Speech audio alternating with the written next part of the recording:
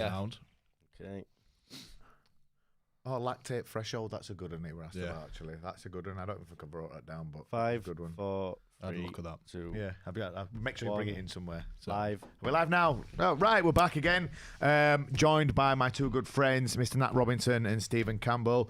Both high-level sportsmen. Nat, rugby player, powerlifter. Steve, former rugby player, functional range conditioning specialist, FRC.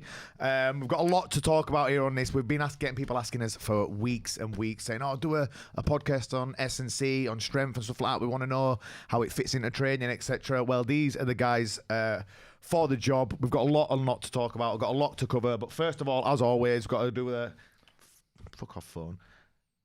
Watch is talking to me again. First of all, we've got to do the sponsor shout-outs, as always, Manscaped.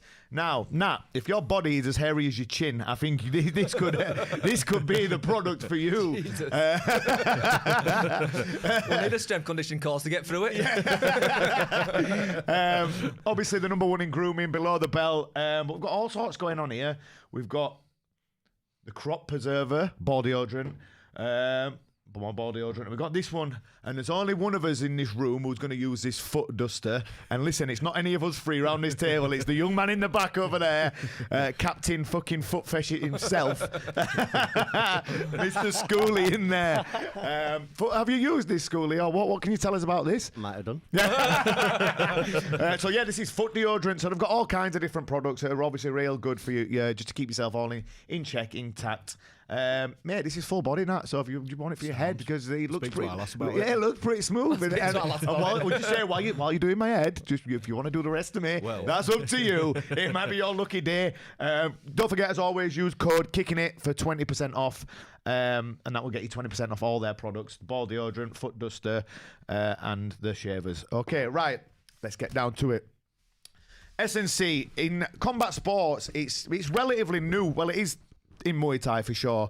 I'm guessing it's in MMA, the MMA world as well, because Schoolie, when MMA first came out, it was just loads of fucking fat geezers knacking each other in cages, wasn't it, really? Or jiu-jitsu specialists. There weren't many people who looked like real athletes back in the UFC early days, were there really? No, not at all. Kind of just developed over like the last 10 years or so, hasn't it? It's relatively new, and it's there's a science behind getting this right. So let's ask the question everyone wants to know. First of all, how many times can you have a wank in a week when you're in fight camp? Depends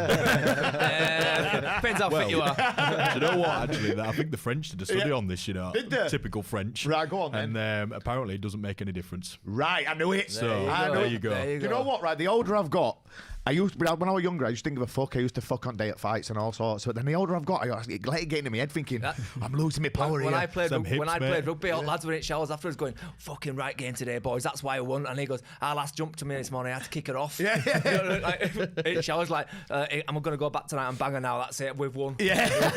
Well, when I was younger, I used to bang on day at fights and all sorts. And I didn't care. And then the older I got, when I got closer to 30, I thought, I'm losing my power here. I'm losing my power. Them old hips of yours. Yeah. They need them dusting off. Right, anyway, I told you we'd go on tangents. Yeah, off we go. Right, let's just get straight into it. How important, we're going to bring you in first, Steve. How important is SnC and incorporating it into your fight camp or just your daily training, in or out of fight camp, really? How important is it for injury prevention, for strength, for everything? Absolutely, 100%. It's got to be, and I speak to everybody all the time about this. Like, it's that important that when you actually have your SnC day, that's your main priority. Yeah. So how many times fighters have come to me and they've just done fucking 10 rounds of bags, they've done 5 rounds of sparring, and they turn up to me foot, and they're going, right, what do you want me to do? I'm like, go home. Yeah. Well, this is what you're right there. It's basically there. You're turning up, you're going to have 2 50% sessions there, right? Yeah. So, but it's so hard to get it right, where, because as a fighter, you're thinking like, I've got to get fit, I've got to hit pads, I've got to run, I've got to spar, I've got to clinch, I've got to do all that, and you put the sort of the strength stuff on the back of thinking, oh, it's all right, I can go lift some weights. But it's not about lifting the weight, it's about being fresh to lift it, having like all the muscles firing at that time. If you turned up tired, then you've got no explosive power. Yeah, so you can't lift anything explosive. So that's what I'm looking at. Honestly, I've turned up sometimes and I just go, right, we've got to go stretching. And they're like, look at me like, well, we can't do anything else because you're too tired. So when it is your SnC day, that goes right to the top of the list. That's your first thing that you think about that day. Even if it's at 2 p.m. or 4 p.m, you don't do anything else that day. Can I just bring in here? Would it be acceptable on a day like that? Say if you did your SnC at say 9 or 10 in the morning, and that's all you did all morning, you recovered, ate well, and then did your Thai boxing in the evening. Would that be? That'd work. Yeah, that'd work. As long as you're getting sufficient rest. Yeah. And I mean like a good few hours of feeding, resting. 100%. And you know, and also, like we'll get into that later on maybe. But if you're starting to cut weight for a fight as well, but you're still trying to put a bit of SnC in, which is what we try and do, then that's even worse. That's like you've got to make sure that you're even more fresher for that. Yeah. Talking about as the fight gets closer, making weight, etc., etc. Nat, would you just want to give us a slight breakdown of how a fight camp would look in like the power, the strength, everything? Just what I would just give us a rundown of how it'll look from week say 12 to week 1. Yeah, sound. So ideally, you want to be doing at least 2. Okay, some people depends on like what other training sessions you've got and stuff like that. You might be able to fit a third one in, but your first 4 weeks, okay, just general physical preparedness. So basically, like your heavy lifting and stuff. There's no real peaking or anything like that with it. As soon as you get into 8 weeks out, okay, that's when you want to start peaking your strength, okay, and you start lifting a bit heavier weight, so you're up to your peak strength. About 4 weeks out, okay, you have a bit of a deload, so you can just come back off and like let yourself recover from the heavy lifting and stuff like that. And about three-ish weeks out, you start adding a bit more isometric working and a bit more like post-activation potentiation stuff. I'll go into a bit about that. Basically, post-activation potentiation is, say for example, if I did a heavy squat, after that I would do a box jump, which is a very similar movement. Okay, so after I've done the heavy squat, I'm used to lifting maybe 100 kilos on my back. And I go into the box squat, or box jump, and I've got 100 kilos worth of force that I'm expecting to lift, and I don't have the 100 kilos on my back, so I'm gonna be jumping a lot higher. So it's almost like preparing your muscles for a really explosive output, okay, without the world on your back, if you see what I mean. So do that for a couple of weeks, and then the last week you're more bothered about your weight cuts. You're not really lifting heavy weights or anything like that. There's nothing to do with that. You're just more bothered about getting the weight off and just keeping a base level of fitness. So you might do a couple of sessions a week, do you know what I mean? Not massively heavy, so you're more recovering for your fight. So ideally, we want to be looking at 12 weeks over 12 this weeks to is get ideal. maximum. Absolutely. Yeah. Obviously, some people get fights on real short notice. You might even only have like 4 weeks notice or something like that. So you have to kind of like, that's the you have thing. to go with Which is why it's massively important to keep on top of this stuff 100%. in and out of camp. That's how professionals and that's how champions are made. You don't just turn up to like a fight camp fat as fuck, unfit, and fucking. Do you know what I mean? You need to be on it all the time, don't you? Because like I think you were going to say, then you're not going to get the maximum out of it in like 4 weeks. You need to be on it all the time, folks, don't you? And Consistency. Of the time, over a year, if you look at how many fights you have a year, before fucking all this bollocks of COVID and lockdown, we were looking at what, 4 fights a year if you were. Yeah. So basically, you're in a fight camp all year. Yeah. Of course, effectively, you need to be ready you're for training it. all year round, and you might have a week after your fight, and you go straight back into it again. Yeah. So, but you might pick an injury up in that fight, and then you turn up thinking, well, we can still work around that. So, you know, like I remember Watson saying before, like, well, and probably you, William, as well, from being young, 4 fights a year, you were getting in at good level. So basically, 12-week fight camp. You know, you're fighting. Well, when we were younger, I think we were having like nearly 10 fights a year when we were up until we were about 24. We were having around nearly 10 fights a year, and then obviously I was getting paid more money, so I didn't have to fucking keep fighting all the time. And then like the fights were getting higher levels, so I had to have longer to prepare for them and stuff like that. I won't just jump in every week, but even when it was, we were just training all year. Well, but we were young then; we could shake off the injuries, especially when we were like 18, 19 and stuff. But then as we got older, and I never did any of the SnC when I was this young, it wasn't really around then, it wasn't a thing. Thinking about when I was 19, 20, that's fucking 15 years ago now. So they were hardly out about that. And if there was, I didn't know shit about it. And it wasn't until you came and started training at Bad Company, when I got into it more, wasn't it? Yeah. What was that, about 10 years ago? Something yeah, about 10 years ago, really. Like that, and even then, it was like a steady. I didn't just jump straight into it. I was still like, I didn't really know much about it and stuff. No. So it was probably like late 20s, early 30s when I really started doing it, and I've noticed a difference massively in my explosiveness. Now, everyone who watches me now when I'm at pads and stuff, they all say, "Oh, you look faster now than ever, you look sharper than ever, how are you keeping doing this?" And it's this sort of training implemented into what I've been doing for the last 22 years in the Thai boxing gym that complements each other together, and that's the end result there. And you're more clever with it as well now. Yeah. Definitely. Yeah, well, I don't run myself into the ground anymore. if I feel like I'm about to go over edge of overtraining, then I'll stop and I'll sit back and I'll have a look and I'll have a rest for 2 days. That's the hardest thing, telling a fighter to have a rest. Telling the Well, fighter. if I said that to you and you look at me as if I'm just shouting cattle. Yeah. You know what I mean? It's like, that's because the fight, I've got that mentality of the fight. They're in a fight camp and they need to train fucking hard. And if they're having a day off, or if they're having a time off, or if they can't lift something a certain way, if they can't get that, they think then that's it. Yeah. They're not getting strong. That's why I was saying, like, do you know, 4 weeks out. That's why I have a bit of a deload. Deload's always good, just to get yourself back up to 100% again, so you can hit it hard back into your fight like again. You said on that, like sometimes, and Liam said, you take a fight on 4 weeks out, or 6 weeks out. So a 12-week, 10-week fight camps. 10 weeks, you can probably get everything in a 10 week. Usually, 8 weeks, we're still going good. Anything under that, then you're pushing it to get a proper full camp in. So then you've got to like look and go, okay, how's your fitness? Okay, your fitness is there. How's your strength? All right, so you're not really starting from scratch. You're just looking at where we are. I just want to say as well, just so people know what we're saying by a 12-week fight camp, because there might be them people out there who train really hard all the time. I don't mean like 12 weeks out, you want to be in the gym twice a day, fucking 5 rounds on pads at morning, 5 rounds in evening. You just want to be at a steady level, and where you can always up your training slowly to a next level until you get to like 4 weeks out, and that's when everything hits to another level in the Thai boxing gym. You're doing all your other work outside of that, but 4 weeks out in the gym usually is where the sparring will get a little bit harder, the rounds on the pads will get a little bit longer, the clinch rounds will get a little bit tougher. So you can't do 12 weeks the way Thai boxers train. You can't do it. It doesn't work like boxing. It's all your other stuff that are working around that has to be on point going into that spot. Peaking at the right time. Yeah, that's why if you're training all year round and staying in the gym twice a week and prioritising your SnC days, like you were saying, on your SnC days, and you build a level of strength, and you build this level of strength, and you get stronger and stronger throughout the year, and then you can taper quite easily. You can just peak up your strength and peak up your power and stuff like that, and just really hit it hard, like you're saying, for that last 4 weeks. Yeah. Now, give us just like what type of training. You said it's ideally you want 2 sessions there. What would those 2 sessions consist of? Because they're both totally different, aren't they? Of course they are. So the way I normally split it, I normally do a full body strength session and a full body power session. Your strength session, that'll be lifting like your heavier weights. So say for example like a deadlift or a squat or something like that, or a bench press or even like something like that. So something that's gonna increase your strength. All right.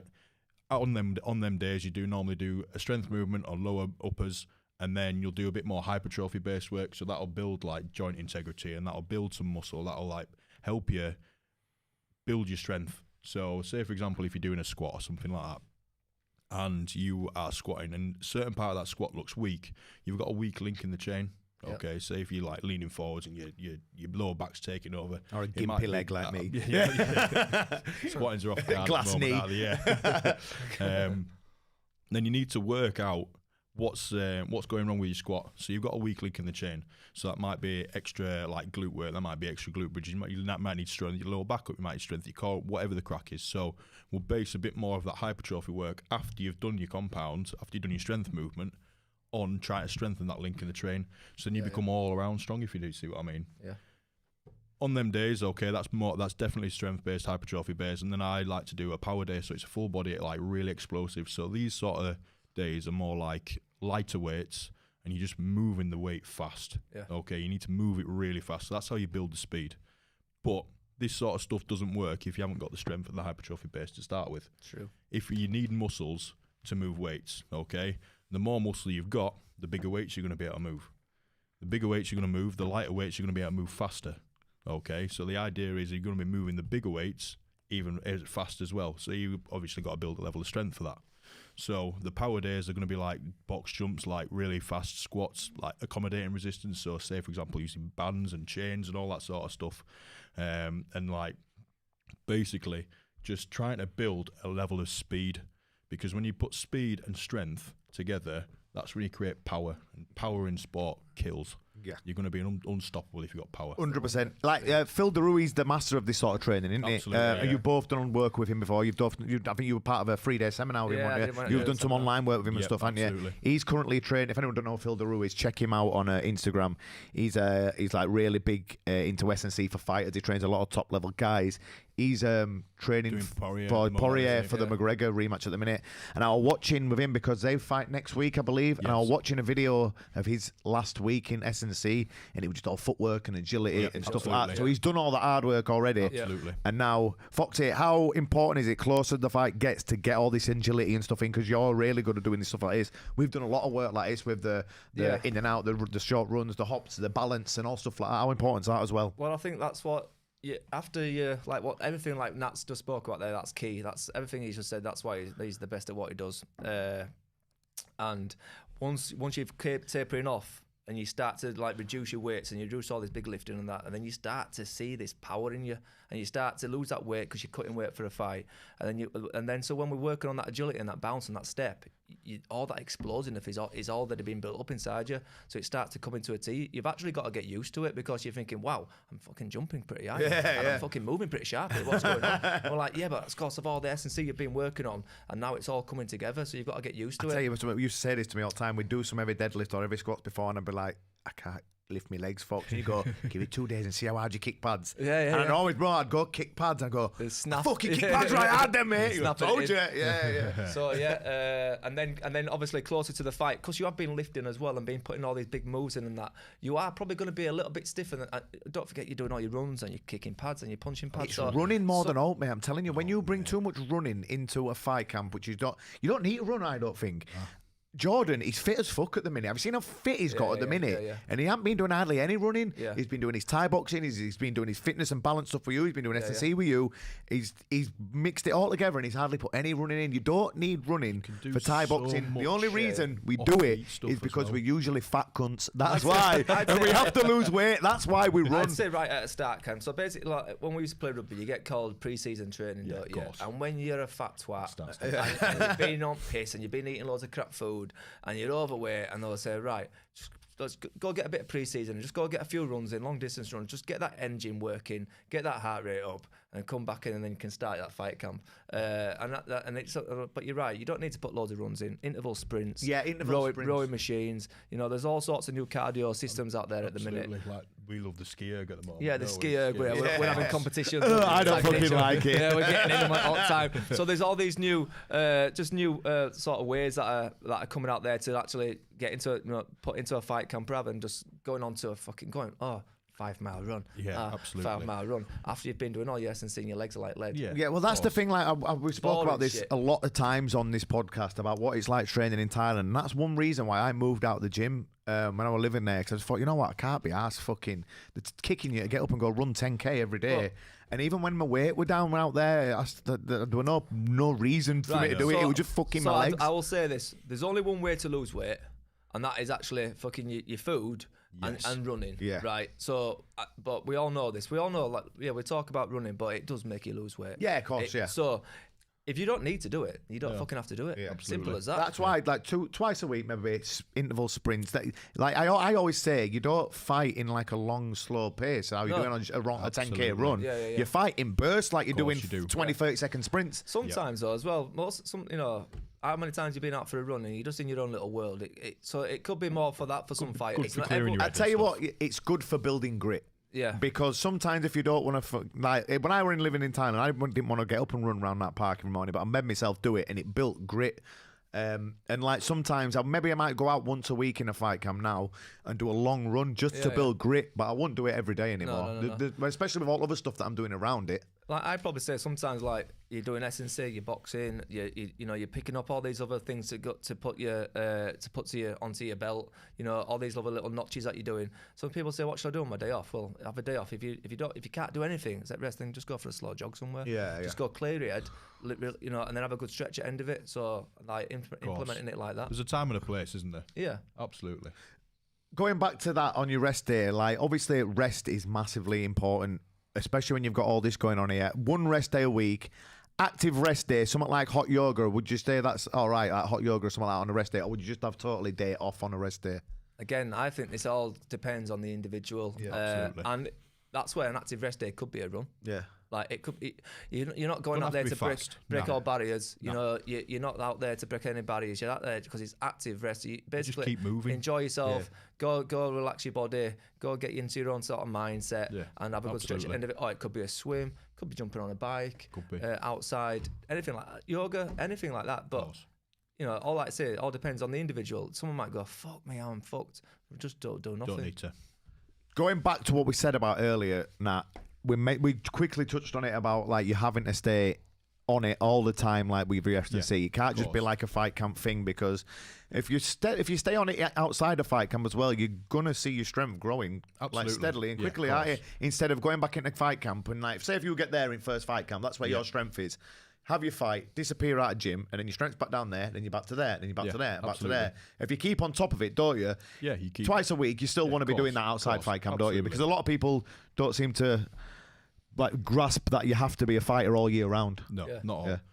That is such a big part of it, because if you do a 10-week camp, you might say, for example, a deadlift. You might bring your deadlift from 80 kilos up to 100 kilos. Well done. That's good. Next fight camp is in 20 weeks, all right? You go back to deadlifting 80 kilos. Personally, I wouldn't want to throw you back in at 100 kilos, all right? Because that's where you got to last time. It's your max effort. Looking at injuries and stuff, all that sort of stuff. So you start off at 80 kilos. You might get to 100 kilos again. Well done. You're no better off. Yeah. If I'm going from 80 kilos to 100 kilos, all right, good. Your base level is then probably 100 kilos, all right? Build 100 kilos, you might go to 120 kilos. This is just for argument's sake. Next fight camp, you're already 120 kilos. Mm-hmm. You can push that to 140 kilos. How much harder are you going to be able to hit if you're deadlifting 140 kilos and you are 100 kilos? Do you see what I mean? I've tried explaining this to some people as well, and like how you need to be on it all the time to go, I'm going to put too much muscle on, I won't be able to make weight. And I used to think like, going, I don't want to lift too much, I don't want to lift too much. But it doesn't work like that, does it? I've been weight training now for 10 years, and I think I've put 25 kilos worth of lean muscle mass on in 10 years. My diet is pretty spot on. Like, it's really good. My training's spot on. So, and I'm in prime. Do you know what I mean? I'm 27 years old. Like, I think you were about the same size as me, you know. Starting off as a fucking unit. Literally, like I would like 70 kilos piss wet through. Yeah. like I was. Imagine him champion. Literally, yeah. Imagine getting a fucking canoe now. No, my legs don't fit. I could not imagine him being fucking built like a jockey's whip with that beard on him. Imagine it. Trust me, I didn't even have a pube. Under 19s England canoe thing. Yeah, under 21s. Yeah. Oh yeah, you were kayaking. Kayaking. There you go, fucking famous kayaker. Fucking yacht. Yeah. Fucking on Titanic. You know, ferries. But yeah, on a serious note, like I've grafted to try and get bigger and stronger and all this sort of stuff, and it's taken me 10 years to put 25 kilos on. Do you know what I mean? Yeah. So people are scared. Oh, if I lift weights, I'm gonna get too big. Not a chance. Yeah, like, not twice a week. Not a chance. Doing lots of different range of movements as well. You build muscle. Absolutely, you build muscle. But the rate that you're building muscle, all right, is, and especially if you're a fighter and you're not in a massive calorie surplus, all right, you're not going to put loads of muscle on. You will build muscle and your composition will change, but you'll lose drop body fat and you'll build muscle, so you'll be in better shape for your fight. Yeah. Especially if you're training all year round. 100%. I noticed differences in my body when I first started doing this, like making weight and stuff, and a lot of people commented and said, fucking hell, you can tell the difference. Like, I just used to look like a fucking bag of soup sometimes when I was weighing in. All fucking dehydrated. I've been in sauna for 16 hours. I'm all fucked up. Put me on scales. Alison Whitlock on door. I actually had to do that to him in France. Yeah.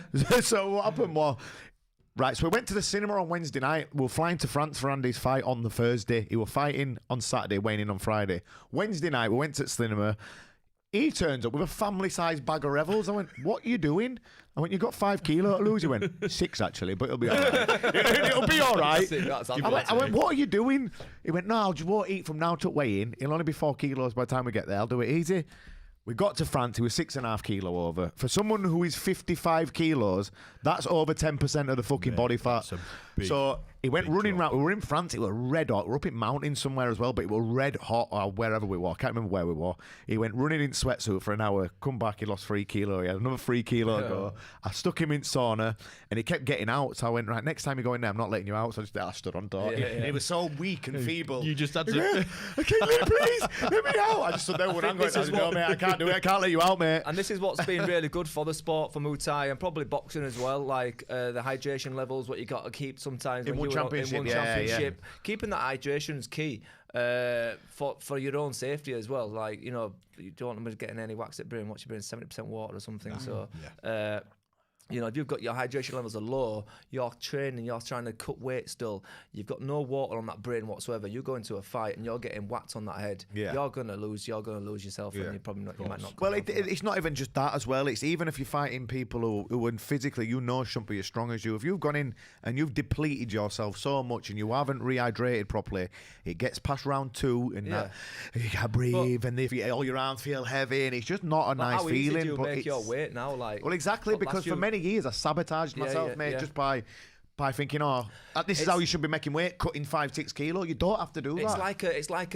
when like old men get together and they're all laughing and joking in the pub. That's like that's what fight weight training used to be like. Weight loss, like what you just said there. I've got a story for you. Like everyone's got a story about weight loss, aren't they? Like, okay, remember back in the day when we used to cut weight? And it's almost like my dad's got a bigger truck than yours. Do you know what I mean? And then now it's like, fucking, I remember now I can make weight PCs. Exactly, and the thing is, right, that's why you feel so I think John Gillies and Gareth Brain, two of my friends, John's my coach, boxing coach, but they came over to Bangkok to watch me fight on one championship, and they just turned up to the hotel on day of the first weigh-in, and they're a bit sheepish around me, because you know what it's like when a fighter's making weight. Like, you all right, mate? You don't say, you don't piss them off, because usually they're like, fuck off, don't talk to me.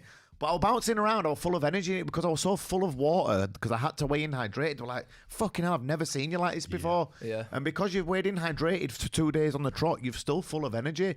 Although it is a tough thing dieting yourself down to the correct weight, you feel good when you fight. Absolutely. And what's good now as well, like I said, why people are getting the hang of it right now is there's so much information out there, so much more. There's so many free videos. It's a science, isn't it? Phil puts loads of stuff up, you know, and not just there's loads of people out there that are putting loads of free things up now because they're wanting people actually to be safe and then take this knowledge on board because, you know, and they can go to them for any more information they need. There's everything's out there. Fight camp training, what to do, how to do it. It's all out there, really.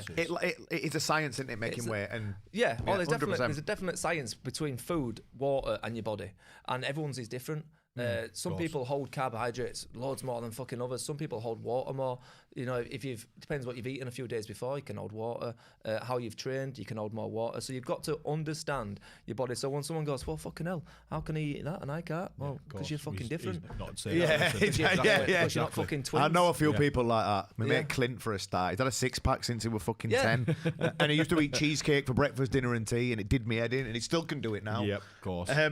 Moving away from that quickly, I want to go on to, obviously, you're a specialist in FRC, Steve, functional range conditioning. Yeah. Lots of mobility, lots of flexibility involved and stuff in this. How important is implementing this into the training as well? Because this is, again, something I never fucking wanted to do before. I hated it, didn't I? Hated it. And then, but recently, for the last few fight camps, I've said, Steve, come on, we need to do an FRC session. I'm stiffening up a little bit. Obviously, when like you said, you're kicking, you're running, you're sparring, you're lifting heavy weights, you're doing explosive movements, you are going to stiffen up a little bit, aren't you? It's important to implement this in as well, isn't it? Stiffening up in your training camps, that's just like that's what's going to happen. So being able to move, keeping your mobility, keeping your flexibility. So FRC's functional range conditioning, that's looking at your joint movement, not just like your muscle movement. So how you can look at it is if you they did it, this is how they did it actually.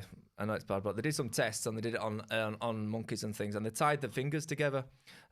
So they had 2 fingers tied together like that, so they had a gap. And then what they did, they left it there for about 6 weeks, and because they were moving them together, when they undid the tapes, they were still, even though they could move, the fingers were open, they still moved them both together.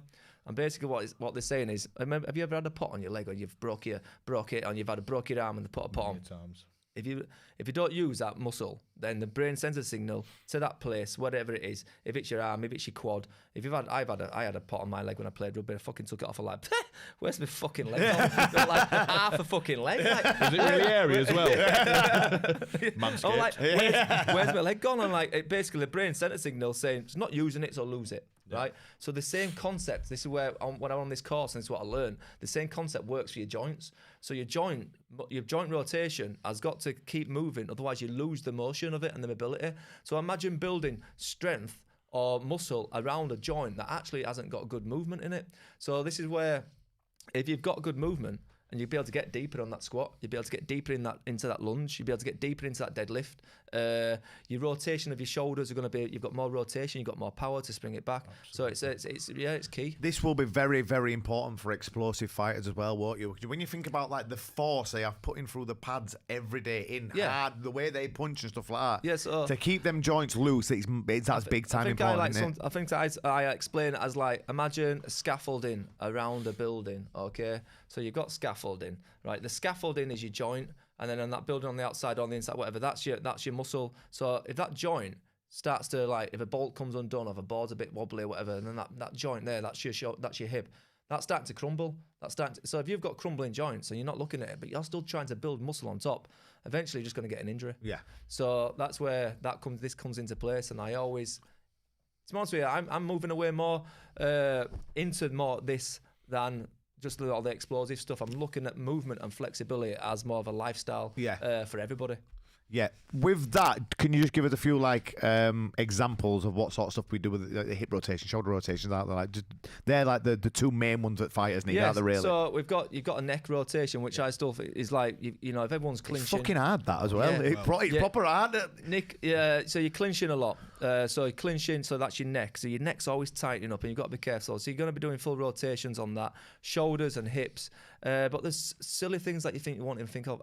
Your toes, your movement of your everything comes from your feet. Everything comes your balance and coordination, your movement. So if your tarsals are like, you can't move your toes up and down, your big toe, your little toes, if they're just solid and they're fixed, they're your joints. So if they're not moving, so if you can improve on them, again, you're going to improve speed, jump, power, balance and everything. So everyone thinks, oh, what made you up? It's like saying, like, how do you get strong? Is it just a deadlift? Well, no, it is, but there's loads of things around that that are going to help you get there. Everything all works together, doesn't it, with stuff like this, and you have to be like touching a little bit on everything to get the maximum out of it all, don't you? So, and then sometimes, like, you come and do this session and they'll be like, is that it? Like this, but that's one. Let me lift some. I want to whack. I'm sure you might have said it to me before. I want to whack some at Foxy. I fucking want to whack some at. And I'm like, mate, this is the session. This is going to improve. Don't worry. Silly things like this. These are going to build into bigger things. Trust me, you're going to have more balance and more speed, and you're going to see a big improvement. If you look at, say, for example, like your toes or whatever, like if they're real stiff. Oh, you'll be getting turned on in there talking about toe schooling. Yeah, get that spray out again, rubbing it on his toe. But if you look at, like, if your toes, like, say, for example, are real stiff, then your ankle's got to compensate for it. Yeah. If your ankle compensating for it, then your knee's got to compensate for that. Do you know what I mean? It's a domino effect. Yeah. It's just well, like I say, so you've got movement, you've got a bad hip, you've got a bad dip. That means you're going to lean to the other hip. Absolutely. And if you're leaning to the other side when you're running, or when you're holding pads, or kicking pads, punching, doing some work on in the SnC, you're going to compensate that lift and that movement. So movement and flexibility is key. Moving away from that just slightly. Nutrition. Again, we're talking about everything that works together, like all them different types of training, all complement each other, all work together. And again, this is another massive important thing that I didn't really have to do in my 20s because my metabolism was just working, and it got to a certain age. I fucked up making weight a few times, and I thought, I've got to fucking get my diet on point now, along with everything. It's like you mentioned it earlier, how easy I'm at weight now, and that's because I'm strict with my diet and stuff like that. And it's not so much having to like be, I'm sick of eating this, I'm sick of eating that. You can eat good, healthy foods as long as you know what you're doing. Nutrition. It's massively important, especially if, like, I'm guessing for, like, when the weights and how big you lift and stuff like that, fucking 300 kilos and all rest of it. I wish. But to talk to us a little bit how important nutrition is, especially after a heavy lifting session, a heavy power session, you need to be eating correctly, don't you? Of course. So every time you're lifting weights and stuff like that, your muscles break down, okay? And that's how you build new muscle. So more muscle fibers and more muscle tissue builds up in that position. But the only way you're going to be able to build that is by eating enough to fuel that recovery. So you need to have your protein up. You need to have like whatever you like. Say for example, if you deplete your glycogen stores, you need to get your carbs in. You need fats for energy and all that sort of stuff. So it all ties in, and it's mainly to do with your recovery, with your nutrition and stuff, especially after SnC sessions and stuff like that. So like obviously different person needs different amount of proteins and carbs and all that sort of stuff. But if it's like sometimes you've asked me, or like I was thinking of fasting today. No. Yeah. Get your nutrition in, all right. Get some food in. Repair your muscles so you're not breaking muscle tissue down and stuff, and using all the rest of the muscles to break that down, so you go into catabolic state and all blah blah blah blah. You get to a rabbit hole with that. But yeah, it's so important to get them in. Going back to what you said then about fasting. Now fasting is important, but like it's better on a cardio day, and it's something like if you go like you're fasting a minute, fuck's out, he's on a 48-hour fast at the minute. Starving. Yeah. I'm looking at water like I could eat it. I hope there's a fly in it. I want to chew that fly. Protein. Fasting is good for losing weight. Morning fast. I train fasted on a morning sometimes, as long as I haven't done or I have any like serious SnC or anything like that coming up. But kicking pads or like a light jog on a morning, that's acceptable, isn't it, mate? Yeah. So I live by this now. So 16-hour fasting, 8-hour eating. Not for obviously Nat. I'll probably be like fuck that. Yeah. And look at size of him and look at size of me. And he's bang right when when he's lifting big weights and things like that. You need those glycogen levels high, and you need your sugar levels good, and you need energy. But for me, and it's 16 hours of fasting, 8 hours of eating, and in that 8 hours you can consume all your calories. So if you go for a run before or after that eating time, then you're fasted cardio. So some people like to do it on a night time. So let's just say, for example, you eat 12 o'clock at dinner, 8 o'clock p.m.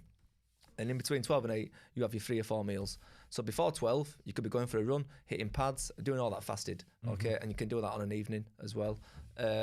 Again, prior to a fight camp, if you're running out of energy levels, then I don't even say don't be fasting. Start eating earlier and things like that. You know, that's a little bit different for fighters that are wanting to fight in a fight camp. They've got to make sure they've got their energy levels correct and right. So sometimes it's a little bit dangerous. You've got to know what you're doing and have the right people around you to say, "Are you fasting? Fucking pack. Like, let's go back. Don't like have a day off and go back to it." Because we've done it before as well. Where I've gone like, "You can know I'm fasting." I'll say, "Right, but your energy levels are a bit low. Go back to eating a bit normally. Have an extra meal, and we can start again." Just a quick one. If anyone is interested in any nutrition advice, you do nutrition like big fucking. You do it for fighters, for regular people, for people losing weight. Don't you? You've done a lot of like nutrition programs for athletes, normal people, people losing weight. You do a lot of that, don't you, mate? Yeah. I've got a person just lost 7 stone in about 14 months. Somebody else lost 5 stone. It's all about understanding what to eat and at what time. I actually believe like what times you eat for what you actually want to do. If you're just stood in a warehouse job, then you don't need to be scoffing your face full of shit. Absolutely. And you can have certain times of eating, but if you're training a lot, then you've got to work around. Fucking slinging them big poles around like Milady all day. But it works. You've got to understand, like like you say, you're off for an SnC session. Then where do I eat? Where do I eat? Before and after? Probably both. You know what I mean? Absolutely. Get fueled up before and get fueled up straight after. Closer to a fight camp, you're losing weight. I start fasting a little bit more and get into a fasted cardio state.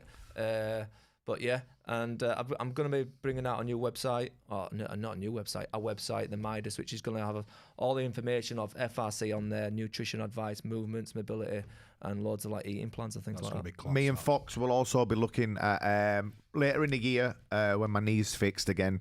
They're going to be doing joint seminars, aren't we? And it's going to be obviously me doing my thing, and then we're going to have a lot of the movement, the explosive stuff, balance works, diet tips. You'll be doing your thing, so that's something to look out for. A lot of like how to warm up a fighter, what to do in warm-ups, just like warm-up drills, dynamic stretches and things like that, so you're just not on the spot. So we're getting the body moving.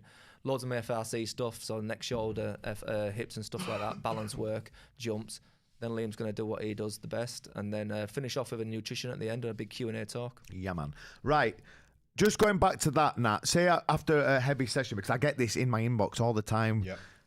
what should I eat after I've done this? I don't fucking know, mate. I don't, chips. whatever you fucking crab paste. Anything you want. I don't fucking know what you should eat, but just like an idea for someone that they've just had a big heavy SnC session, they've been lifting heavy weights, explosive movements. What should they get in straight into the body after that? Personally, what I like to do, okay, as soon as you finish the weights, I'd have a protein shake ready. Okay, protein shake's really good for basically it's a whey protein. It digests really quickly, straight in there, straight into the muscles. I'd like to get like quite a fast acting sugar in.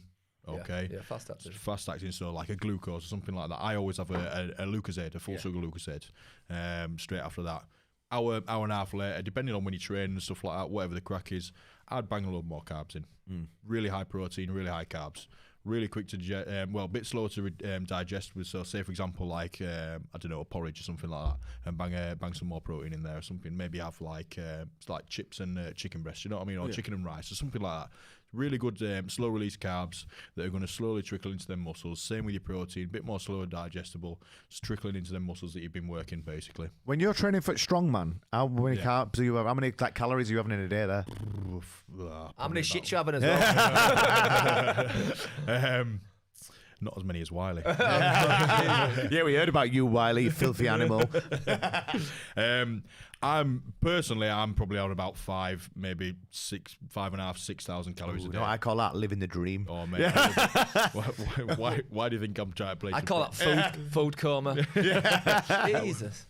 I worked out the other day, actually. I told you, didn't I? That evening meal, I was having 2,968 in calories one meal. In one meal. That is living the dream. Yeah, it is living the dream, mate. That was good. That was a good feed. That was right at the end of the day. That was a good feed. What did that consist of? That was full fat yogurt and granola and a bit of protein and stuff like that. Basically, that was just right at the end of the day because basically what I'd do, really high fats and protein in the morning.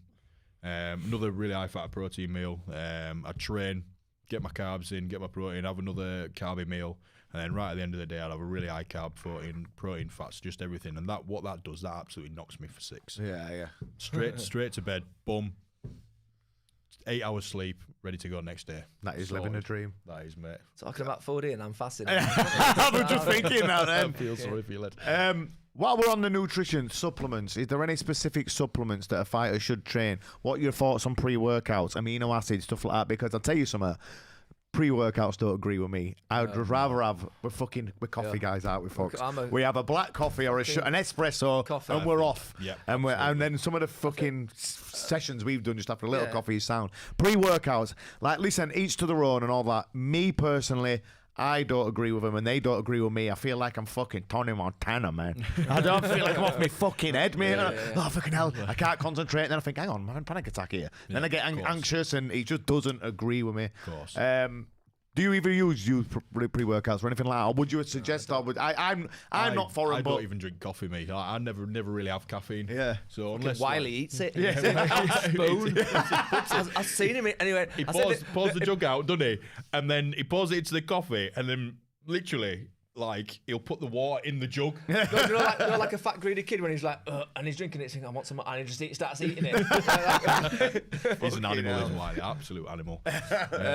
Yes, do you know what? Preference. Everyone's got their own preference, and everyone I don't even have protein shakes really. But like I say, do you know what? It all depending on what you're doing and how you're doing it. Is it needed? Then you've got to look at that. Do you need a protein shake afterwards? It all depends what you're doing, and in some circumstances you probably do. And if you can't get a meal down you, then that's where the shakes come into place. Some people struggle to eat, and that's why they have these meal replacements, because it's all about the preferences of like, fucking hell, I'm supposed to be getting, don't forget, like, some people are losing weight, but some people might have gone up a division as well. So some people are putting weight on. Of course, yeah. Yeah. So you're looking at calories down. Yeah. So you're now like thinking, fucking hell, I can't even make weight. You know what I mean? And you're like, I'm actually going up. Drinking your calories is such an easier way to get them in there. Honestly, like, that's why. 8 Guinness. Full of iron. Full of iron. Highest count of protein as well, apparently. Yeah, apparently so. It's fucking nearly 500 calories a pint. Honestly. But yeah, like protein shakes and stuff like you say. I have one because it's really easy to get down after my training session. Yeah. Really easy. Boom, bosh, straight down the arch. It's a lot easier than chewing on a big 8-ounce steak. I'll just say, so when I played pro rugby, and I was playing it forwards. Believe it or not, I'm fucking, I'm just under 14 now, so I was 16'4" when I played, and I wasn't any taller. I'm just fucking wide. I was just wider. So, and they said, right, to put weight on, what I want you to do is, and they said, do this. So I had to make every day in a 6 pint thing of milk, empty the milk out, mix it all up with something like 8 finger scoops of protein shake, full tub of peanut butter, some cocoa powder, some honey. Mate. Blitz Sounds it up, amazing. Blitz it up, put it back in the pint in the carton, and every time I had a meal, which I think was 4 or 5, I had to have a pint. I had to have a pint of it after the meal. That was every day. Fucking hell! I went from like overnight to just a little chunk overnight. So you consume your calories, and without a doubt, you're gonna put weight on. Of course. And that'd go back to like fighters worried about gaining weight after SnC and stuff like that. That's how you gain weight. Yeah. That sort of stuff's how you gain weight. Yeah, Don't worry about lifting weights. Another question that I always get fucking just like, I get some crazy shit going into my inbox, but I get it. Can I have a cheat meal? I don't know. What weight are you? What weight are you? I don't know. But all depends. Going back to this, because what I'll do if I'm going to have like a cheat day, I will fast from Saturday afternoon or Saturday morning right through till Sunday afternoon, and Sunday afternoon will be my cheat day, and I'll just have a big Sunday dinner. Cheat day or cheat meal? Cheat meal. There you go. That's where people go wrong. Yeah. I had a cheat meal. I had a cheat day, and I'll go, cheat day? And I'll go, yes. So this morning I had a full fucking fry up. And then I had a Mackey's, and I'm going. Then you had pizza at night, and then you get a curry, and I'm thinking, wow, you've had 4 fucking takeaways in one day. Yeah. That's not a cheat day, a cheat meal. That's a cheat fucking day. That's a cheat week. Yeah, absolutely.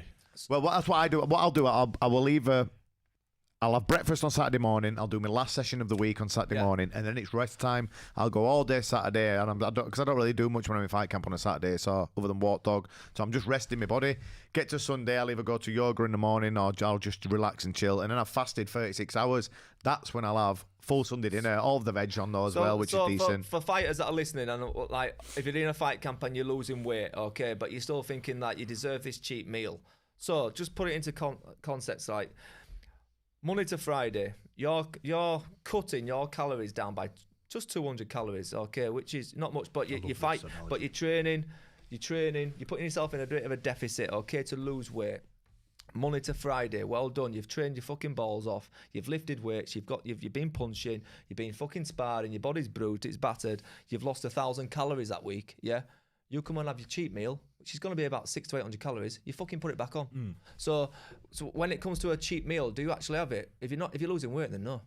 Absolutely. But then if you're out in fight camp and you're still keeping in shape and you're thinking then you want to keep a level, then have a cheat meal. Do you know what I mean? The way I always look at it is calories over the week. Yeah. People go on like calories over the day. Say for example you're having 2,000 calories, 2,000 calories every day. Just argument's sake. 14,000 is that 14,000 a week? Yeah. Yeah. Hey, thank you very much. Rachel Riley over here. I count to 10 for a living. Don't get started. Oh my god! Give us a 7-letter word, quick. Kicking it. 1, 2, 3, 4, 5. Close. So if you're having 14,000 calories over a week, all right, and you're losing weight off that, if you drop down to 1,500 calories every day, all right, so you can afford a tiny bit more on your cheat day, as long as you're over the week, you're at 14,000 calories, you're going to be losing weight. Yeah. If you look at but then this is where the science comes into it. Like I said, it's just about adding, calculating, working out. Of course, it takes a little bit of time, but once you've got it, that usually a fighter's diet is usually fucking the same in a fight camp every single day. You know what you're eating, you know what times you're eating, and it's got to be regimented. And for it to be regimented, that's because it's easier for you just to be. You don't want to be thinking about it because you're fucking doing all this other training and traveling to Liverpool and traveling all over the place and going in, calling there, still putting all your messages out and still doing all your social media. You've got to be fucking so you want your nutrition to be as easy as possible. Absolutely. So you just get into a plan and you just have the same things every day. So it just comes like that. Going back on I've got it right down here.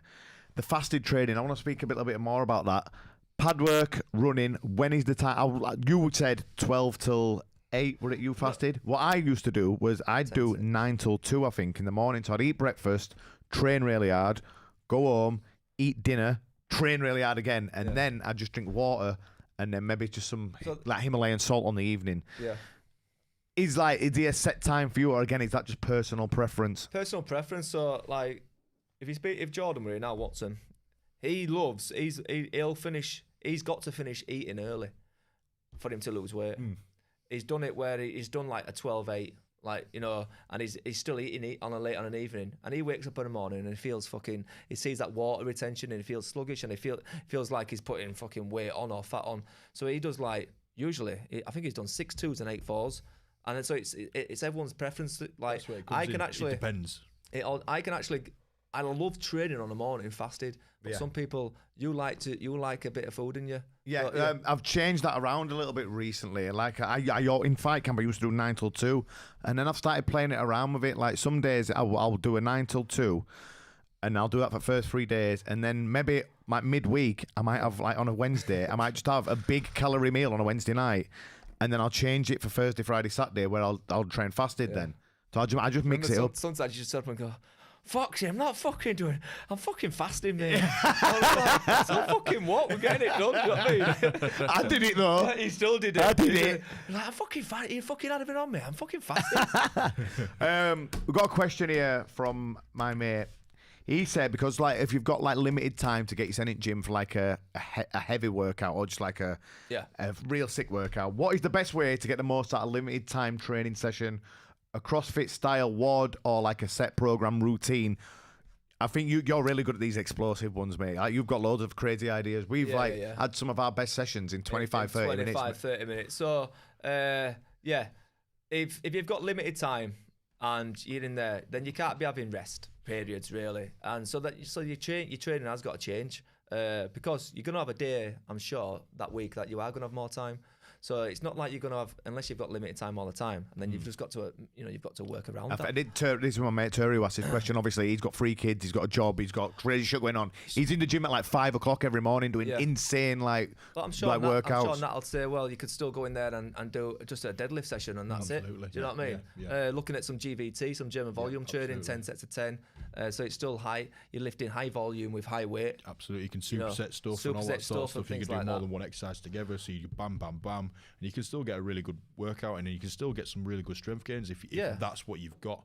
And then working around your nutrition. Absolutely. Because if you put in a vast amount of everything in there, then you're probably going to have it looking at your calories and making sure you can do that. Well, Terry likes donuts, doesn't he, Schoolie? That's his thing. Cheesecakes and donuts. That's Terry's thing. So I think he tortures himself with these insane workouts just so he can have a cheesecake on a night. He loves that shit. He loves it. He gets high on a night and gets the munchies. Yeah. Working out 3 times a day then. Schoolie, do we have any more questions that have come in or anything like that? Yeah. I thought we'd have a few. Go on. A few on the live, but obviously we ain't got that much time left, so I just want to keep it SnC related. There's a lot of random ones, but always flies in here. I'm just looking at time, then I'm thinking, wow. Right, let's have a look. So Evil Colin on YouTube, nice name. Colin. Colin. Col. Evil. Bud. How do the coaches handle adding mass / moving up a weight class while fight training? Thanks.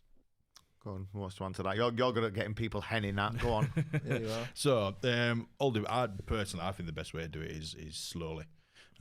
Just slowly grow into your weight categories. All right. Say, for example, if you're 65 kilos and you're putting on mass and you're finding it harder to cut, just move up the weight category in my eyes, because you're going to feel a lot better. You're going to feel a lot fresher and stuff like that. And as you if you're eating in a calorie surplus and you're training weights and stuff like that, whatever, then you are going to grow muscle. And if you're finding it hard to cut, okay, then just go up into the next weight category. If you had a fighter who had taken a fight, like, right, I've just taken his fight, it's in the weight class above, what sort of like training routine would you put them through then? Would you have them lifting a bit heavier, or just up the carbs a little bit and have the same routine going on? Literally the same training routine, because you're not going to build that. You're not going to build that amount of muscle in that camp. That's just not happening, is it? And I think sometimes as well, like So when people put weight on, they're not used to it. Yeah.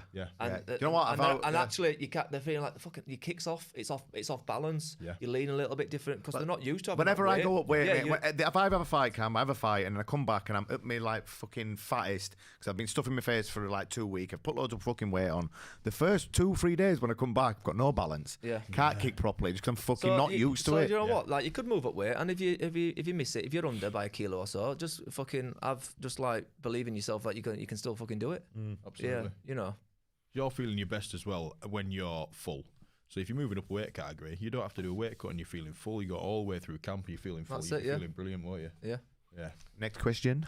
I've got a question for me from my own experience, because when I was doing a lot of CrossFit, someone advised me to do the keto diet, and I honestly think it was one of the worst diets I've ever done. I'd like to get that wasn't me, was it?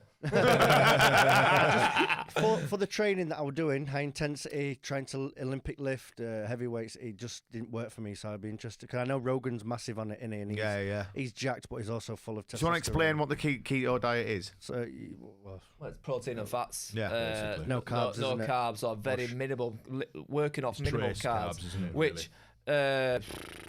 No good if you're fucking crossfitting. No good if you've got if you're high intensity workouts. You need carbohydrates. Don't be scared of carbohydrates. Don't be scared of carbs. Carbs are fucking your energy. Your protein's your muscle builder, and your fats are your fucking like everything else that just combines that together. So if you've got no carbs, you've got no energy really. Absolutely.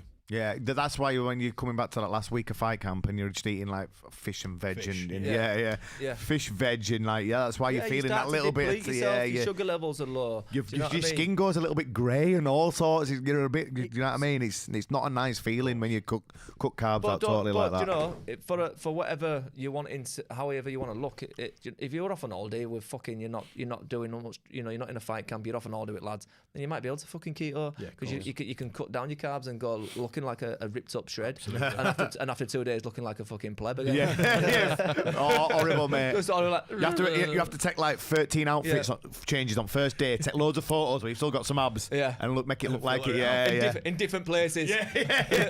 Me on a Tuesday, me on a Wednesday. I can remember watching something on Fury, and he went on keto when he lost all that weight. Do you know when he went from? Yeah, I remember watching that. I watched that. He went from keto, but. Do you know what he'll have done? What he'll have done? He'll have done that to lose the weight, and then he'll go back into normal eating, like carbohydrates, giving him that because he had to lose so much weight. Yeah. Well, what they said it worked for losing the weight, but he lost all his power. Completely lost his power. And I think when he moved to, it was his new trainer, Kronk. Completely changed his diet. But they said, didn't they, like when he fought Wilder that first fight, he looked a bit frail, didn't he, really? And when he watched him the second fight, when he just obliterated him, then. And like when we've done some training, I do some sort of like mind skill games as well. So like Liam's, obliterated, he's fucking knackered, and then I'm shouting out like colours for a punch or a kick, or say 2 + 2, what's that? And he's got to shout out 4. So he's got to keep his mind thinking. If you've got no carbohydrates in you, that's when you're fucking like, what?